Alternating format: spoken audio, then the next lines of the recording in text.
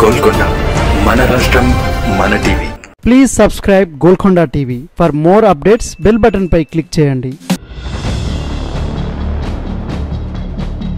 Telangana assembly ఎన్నికల్లో కాంగ్రెస్ అధికారంలోకి వచ్చింది. ఆ తర్వాత కొద్ది నెలలకే పార్లమెంటు ఎన్నికల తంతు మొదలవటంతో నామినేటెడ్ పదవుల కోసం ఆశలు పెట్టుకున్న నాయకులు ఎన్నికల కోడ్ ఎప్పుడు ముగుస్తుందంటూ ఎదురుచూపులు చూశారు. ఇప్పుడు ఎన్నికల కోడ్ కూడా ముగియటంతో పదవుల కోసం ఆశలు పెట్టుకున్నారు.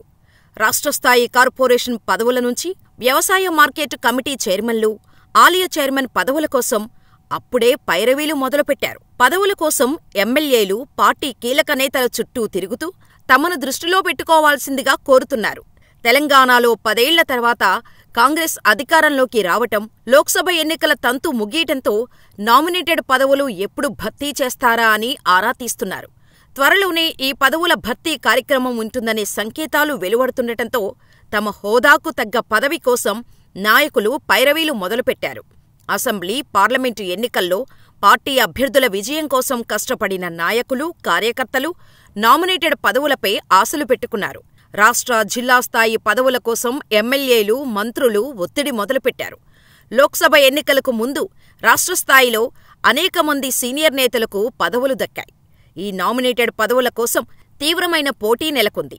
కొంతమంది త్వరలో జరగబోయే స్థానిక సంస్థలు ఎన్నికల్లో పోటీ చేసేందుకు సిద్ధమవుతుండగా, మిగతావారు నామినేటెడ్ పదవులు ఆశలు పెట్టుకున్నారు.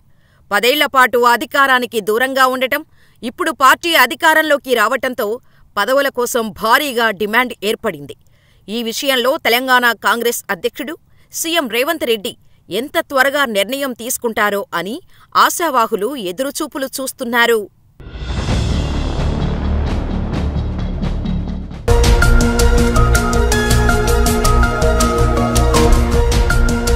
సత్యాలు చెప్పడానికి సాహసం కావాలి. నిజాలు చెప్పే పత్రికలు రావాలి. నిజం మా నైజం. మెట్రో పక్క తెలంగాణ దినపత్రిక.